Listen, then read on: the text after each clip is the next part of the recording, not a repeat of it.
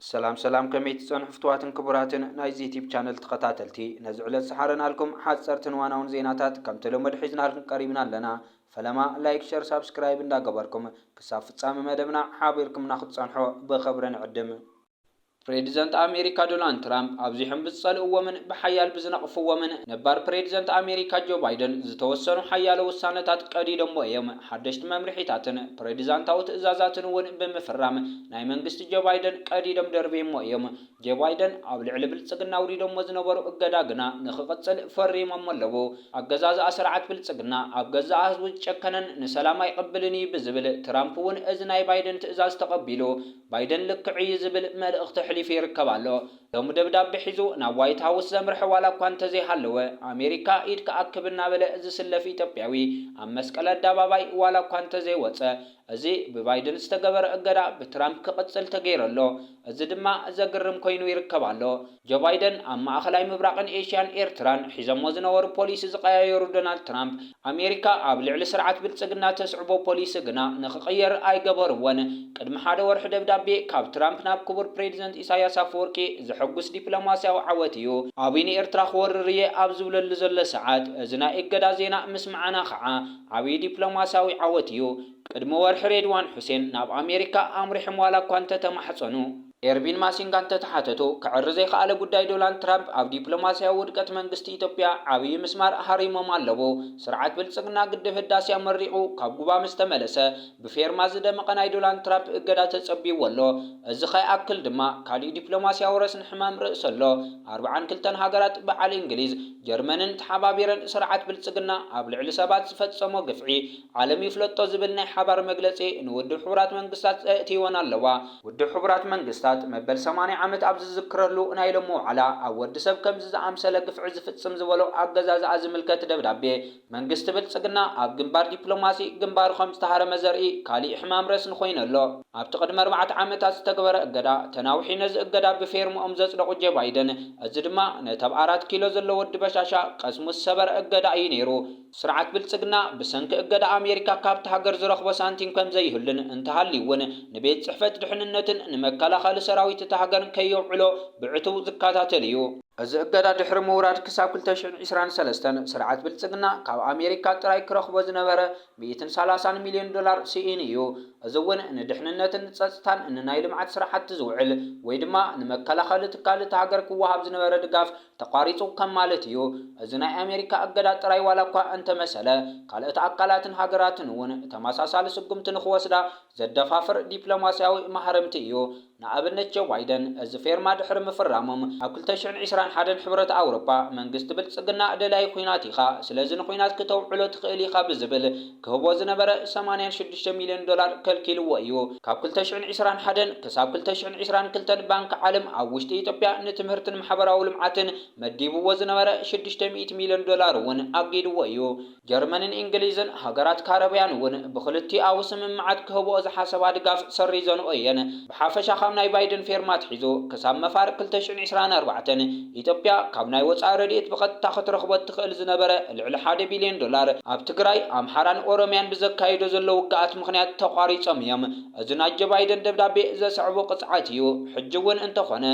بزحيله ملكع بريزيدنت امريكا دونالد ترامب ون 4 عامتات يقصل زبلو دقيمو فريم اللي يركبالو كاب بحدش 4 عامتات كتقصع بدولار ترامب دبدابي ناي بايدن فيرما زتناوص منغست بلصقنا لو مدحن نزبل زصوع اكال يلن بسقطا قصعات استقبل دما يمثل ابز حالف 4 عامتات اما حيش تباهلكا اي تغير كان تباهلو دقي من 4 عامتات زورد اقدا تكالات صصتو بقط تخون بتزواوري سانتيم نخير خبو زغبريو ابزغنا كالي عبي غدايلو ممحدار جو بايدن ابلعلي ارترا زصعبو زنبر بوليسي زخوننو دونالد ترامب بريزيدنت امريكا دونالد ترامب قدم حدا ورحي ابز صحاف ودبدابي زحالفه بمعراي ناي مقصال دليت كم زلو غليص نيرو بريزيدنت إيرترا إساياس أفوركي ناب أمريكا كم زتتصوعون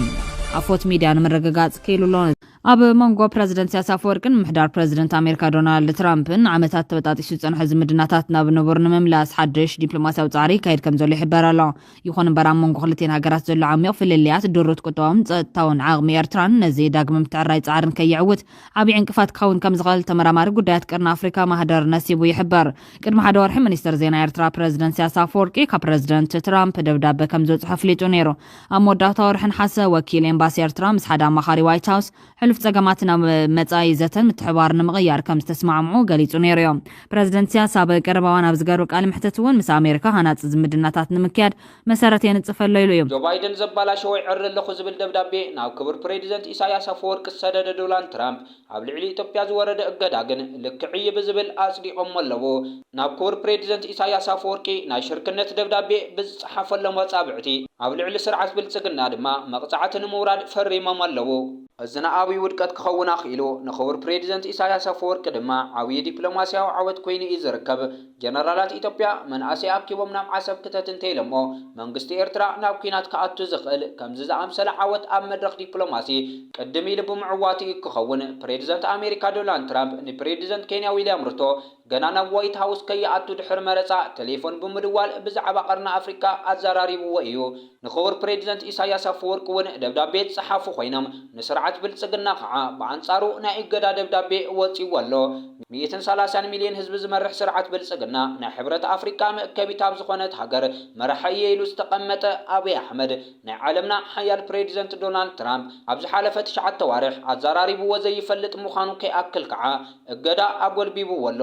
እዚ ከምዚ ኢሉ እንከሎ ድማ ስርዓት ብልጽግና ብጀነራላቱን ማዕኸናት ዜናት ሃገር ነቢሉ ካብ ግድብ ናብ ወደብ ዝብል ፍከራ እናስምዐ ቀፂሉ ኣሎ። ብተወሳኺ እውን ቆልዓ በሻሻ ንኤርትራ ዝምልከት ሓድሽ ኮማንድ ከም ዝቐመውን ኣፍሪካን ኢንቴሊጀንስ ዝተባሃለ ማዕኸን ዜና ገሊጹ ኣሎ። እዚ ኣብ ኢትዮጵያ ኣብ ዝስምዐሉ ዘሎ እዋን ካብ ኤርትራ እውን ዝተፈላለየ መልስታት ተዋሂቦም ይርከቡ። እዚ ብላዕለዎት ሰበስልጣን ኢትዮጵያን ካድረታትን ነጠፍቲ ማሕበራዊ መራኸቢታትን ካልኦት ኣካላትን ብመንገዲ ማዕኸናት ዜና መደረታት ድግሳትን ካልእ ኣጋጣሚታትን ዝደጋገም ዘሎ ጽዑቕ ዜናዊ ዘመተ ነቲ ዘይሕጋውን ሃዋኽን እኩይ ኣጀንዳን ሕጋዊ ሃገራዊ ባህጊ ንምምላስ ዝግበር ምውስዋሲ ብዝብል ካብ ኤርትራ ብዙሓት መልስታት ይወጽ ኣለዎ። ብመርዚ ሓሶትን ጽውጽዋይ ዝተላሕጠጠ ትረኻ ምዃኑ ድማ ንኢትዮጵያ ጥራይ ዘይኮነስ ነቲ ዝሰፍሐ ዞባ ጠንቂ ዘይምርጋእ ክኸውን ዝኽእል ዕንደ ረኣይ ብዝብል እውን ተገሊጹ እዩ። ሰበስልጣን ብልጽግና ሕሉፍ ሓሊፍዎም ነቲ ብዓለም ምጉዕጻጽ ኣህጉራዊ ሕግን ከምኡውን ብተሃዲድን ሓይልን ንዘመናት ክሰምር ዘይከኣለን ተኸታተልቲ ወለዶታት ኢትዮጵያ ዝበልዐን ሕልሚ ምውናን ዘይናትካ መስኮት ባሕሪ ከም ተፈጥሮኣውን ዘይተርፍን ገይሮም ብጉራ ክዛረቡ ይስምዑ ኣለዉ ክብል እውን ካብ ኤርትራ ዝተዋህበ ተሪር ጽፍዒት እዩ። እንተኾነ ብዲፕሎማሲ እንተዘይኮይኑ ድማ ብሓይሊ እስካብ ምዋል እውን በፂሖም እዮም። ኣብ ዝቐረባ መዓልትታት እውን ምስ ምምራቕ ሓፅቢ ግድብ ህዳሴ ተተሓሒዙ ከዓ ሕልሚ 1000 ዓመት ፈለግኒል መዕለብ ረኺቡ ኣሎ። ጉዳይ ቀይሕ ባሕሪ ድማ ናይ ግዜ ሕቶ ጥራይ እዩ። ቀይሕ ባሕሪ ቅድሚ 30 ዓመት ኣካል ኢትዮጵያ እዩ ነይሩ።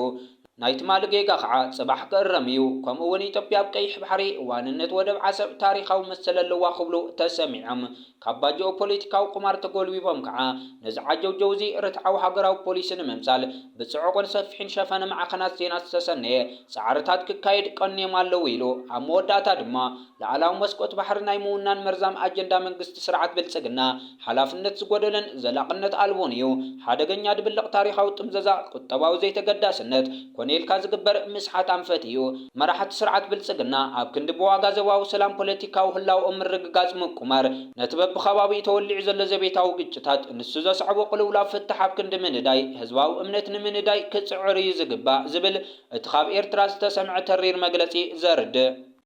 ሓደ ብቕትለት ጓል 21 ዓመት ዝጥርጠር ብሪጣንያዊ ኣብ ቀይዲ ከኣቱ ላዕለዋይ ቤት ፍርዲ ኬንያ ኣዚዙ